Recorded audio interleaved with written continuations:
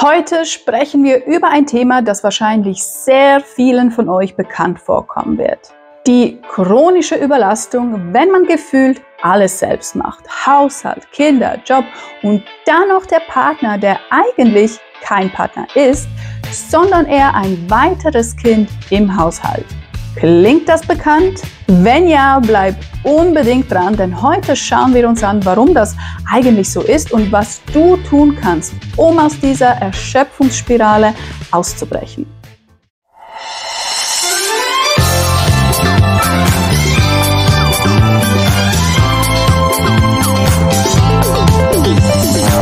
Hallo und willkommen zurück auf meinem Kanal Ready, Set, Shine.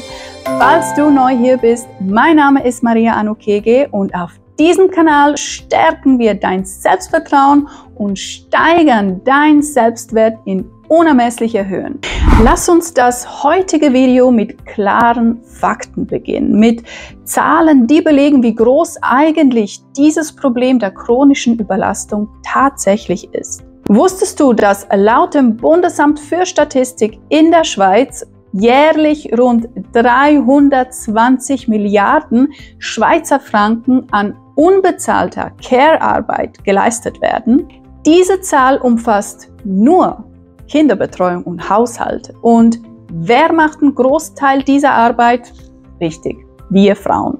Und nochmals zum Verständnis, das ist Arbeit im Wert von 320 Milliarden Schweizer Franken, die kostenlos erledigt wird, zusätzlich zu den regulären Jobs.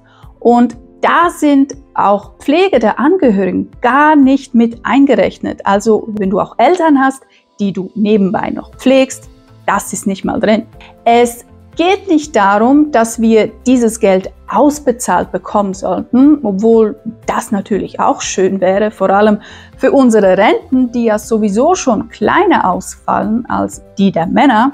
Es geht darum, dass diese Arbeit gerechter verteilt werden muss. Es ist schlicht nicht fair, dass Frauen die doppelte Last tragen und das oftmals auch ohne Anerkennung. Deshalb macht es mich fast schon wahnsinnig, wenn ich höre, wie Frauen stolz von ihren Männern solche Sätze sagen wie: Mein Mann ist so toll, er hilft mir mit den Kindern. Entschuldigung, wieso hilft er dir mit den Kindern? Sind das nicht auch seine Kinder? Also wie kann er dir dann helfen? Versteht ihr, was ich meine? Solche Aussagen mögen zwar auf den ersten Blick völlig harmlos wirken, aber sie prägen unser Denken und das Denken deiner Kinder, sowohl deiner Töchter, die später vielleicht selbst chronisch überlastet sein werden, als auch deiner Söhne, die das Verhalten der Väter übernehmen. Und jetzt kommen wir zum Kern der Sache. Die Politik spiegelt nur die Interessen der Gesellschaft. Doch wer ist die Gesellschaft? Wir sind die Gesellschaft. Du bist ein Teil dieser Gesellschaft. Wenn wir also wirklich wollen, dass sich etwas ändert, dass die Politik in unserem Sinne handelt, dann müssen wir bei uns selbst beginnen. Sprich, in unseren eigenen vier Wänden. Doch was heißt das konkret? Zuerst, du musst aufhören, ständig Ausreden zu finden, warum dein Mann nichts beisteuern kann. Sätze wie: Er ist so aufgewachsen oder er hat es im Moment nicht leicht, hören sich vielleicht erstmal verständlich an, aber wenn daraus ein Lifestyle wird, dann, liebe Frauen, haben wir ein Problem. Doch was meine ich damit? Selbstverständlich gibt es Phasen im Leben, in denen einer der Partner mehr übernehmen muss. Sei es wegen eines Jobwechsels, gesundheitlichen Gründen oder andere Herausforderungen, die das Leben so mit sich bringt. Aber wenn eine Phase in eine dauerhafte Verantwortungslosigkeit umschlägt, dann wird es kritisch. Die Beziehung wird unausgeglichen und du trägst die gesamte Last. Emotional, mental und oft auch finanziell. Ein Partner sollte ein Partner auf Augenhöhe sein. Kein zusätzlicher Pflegefall. Und das müssen wir uns bewusst machen. Okay, nächster Punkt. Perfektionismus. Wenn du deinem Mann eine Aufgabe überträgst, dann erwarte nicht, dass er diese Aufgabe genau so machen muss, wie du das immer machst. Das betrifft zum Beispiel auch die Kinderbetreuung. Wenn er zum Beispiel das Kind nicht farblich passend anzieht, ist das wirklich so schlimm? Oder wenn er das Kind auf seine Art badet, dann sollte doch die Hauptsache sein, dass er es überhaupt tut. Und dass er natürlich danach das Bad aufräumt, geht ja klar. Wenn du aber von oben herab ständig kontrollierst, wie er etwas macht, ihn kritisierst und jedes kleinste Detail verbessern willst, dann wird er logischerweise irgendwann einfach aufhören, sich um die Kinder zu kümmern oder auch den Haushalt zu schmeißen. Denn gleichzeitig entwickelt er auch kein Selbstvertrauen in diese Aufgaben, denn du machst ihm ja jedes Mal klar, dass er es ja nicht gut genug macht. Und jetzt kommen wir zu einem der schädlichsten Gedanken, den viele von uns haben. Ich mache es lieber selbst. Sei ehrlich, ertappst du dich manchmal bei diesem Satz?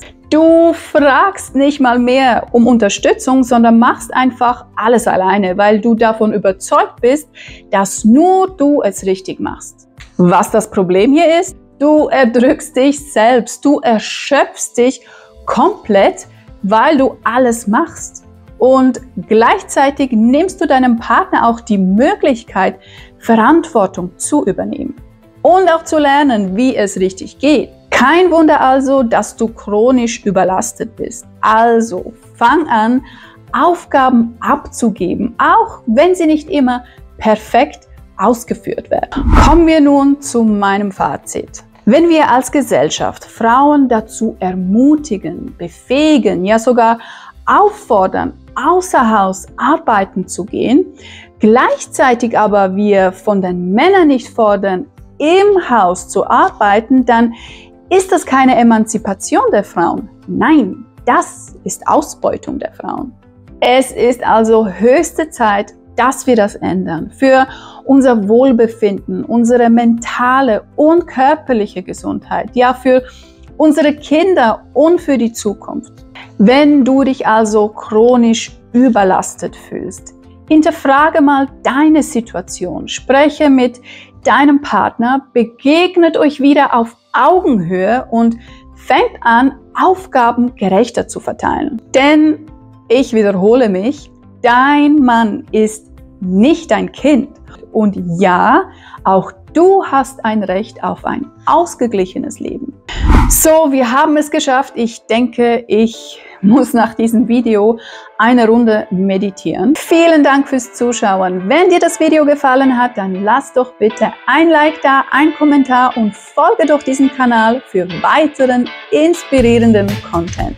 Und ganz wichtig, teile dieses Video mit deinen Freundinnen, die heute noch diese Botschaft unbedingt hören müssen. Bis zum nächsten Mal und denk daran, keep shining!